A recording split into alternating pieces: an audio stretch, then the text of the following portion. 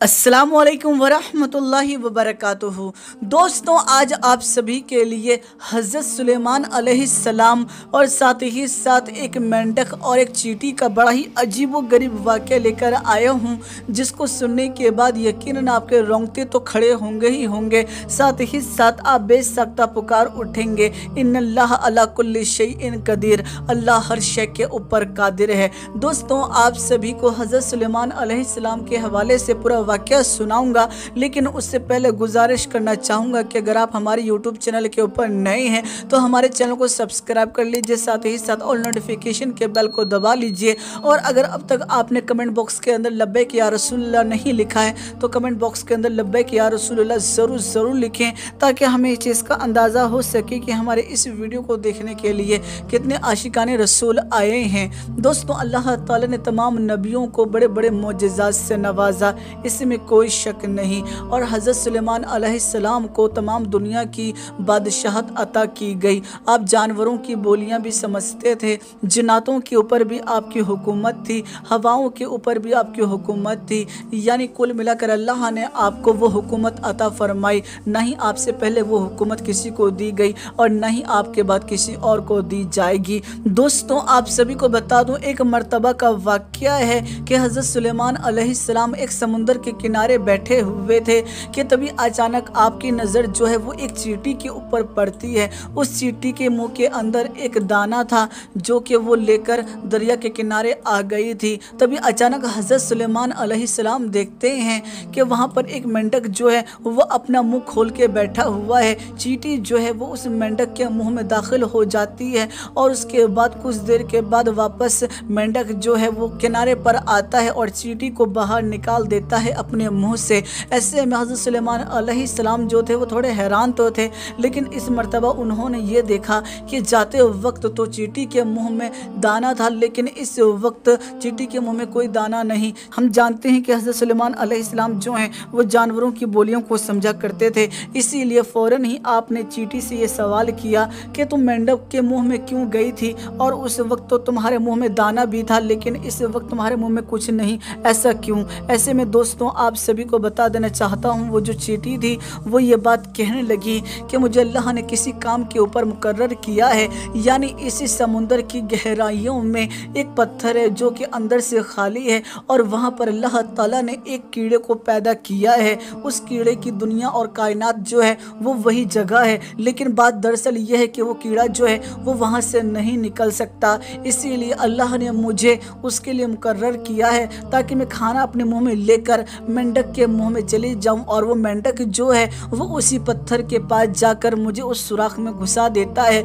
जिससे मैं उसको खाना खिला देती हूं और खाना खिलाने के बाद दोबारा से मैं उसी मेंढक के मुंह में दाखिल होने के बाद बाहर आ जाती हूं। यानी मेंढक को भी इस काम के लिए मुकर्रर किया गया है और मुझे भी। यकीनन अल्लाह बड़ी शान वाला है, वो समुंदर में भी किसी को भूखा नहीं रखता। ऐसे में आपको बता देना चाहता हूँ, हज़रत सुलेमान अलैहिस्सलाम ने उस चींटी से ये सवाल किया कि जिस वक्त तुम उसे जाकर खाना खिलाती हो, ऐसे में वो जो कीड़ा है वो क्या कहता है? ऐसे में आपको बता दूं, वो चींटी जो है वो कहती है कि वो कीड़ा जो है वो ये कहता है कि ए अल्लाह, जिस तरह से तूने मुझे इस समुद्र की गहराइयों में खाना पहुंचाया, यकीनन तू बड़ा करीम है, इसी तरीके से तू अपनी मखलूक के ऊपर करम करते रहना। दोस्तों, सोचिए इस बात को कि अल्लाह कितना करीम है कि समुद्र की गहराइयों में अल्लाह ताला ने एक पत्थर के अंदर उसे पैदा कर दिया। लेकिन दोस्तों, सोचिए इस बात को कि वहाँ उसे कोई खिलाने वाला नहीं है, कोई उसे पिलाने वाला नहीं है,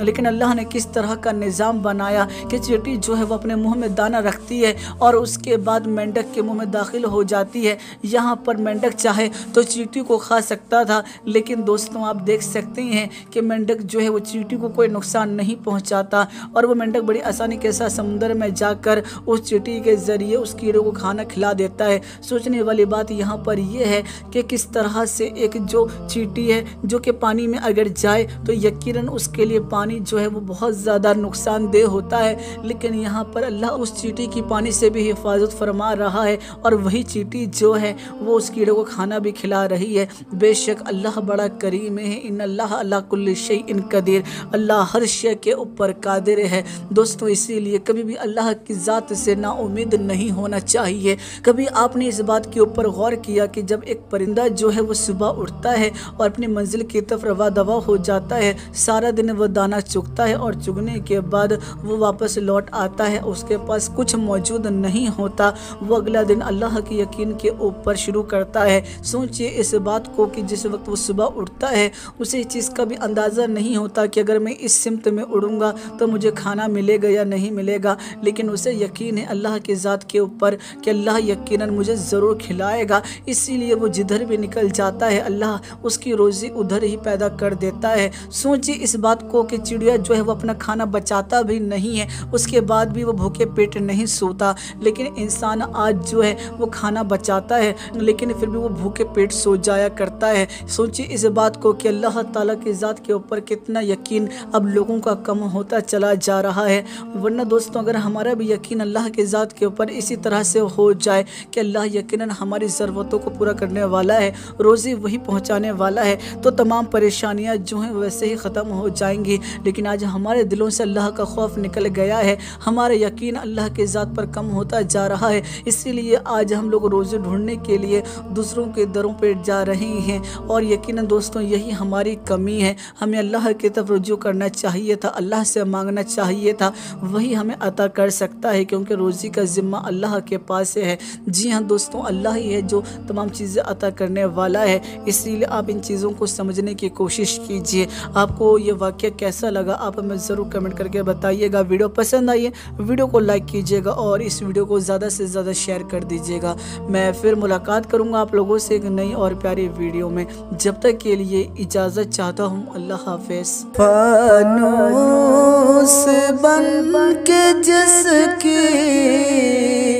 हिफाजत हवा करे, फानूस बन के जिसकी हिफाजत हवा करे, फानूस बन के जिसकी हिफाजत हवा करे, फानूस बन के जिसकी हिफाजत हवा करे, वो शम्मा क्या बुझे जिसे रोशन खुदा करे, वो शम्मा क्या बुझे जिसे रोशन खुदा करे, फानूस बन के जिसकी हिफाजत हवा करे।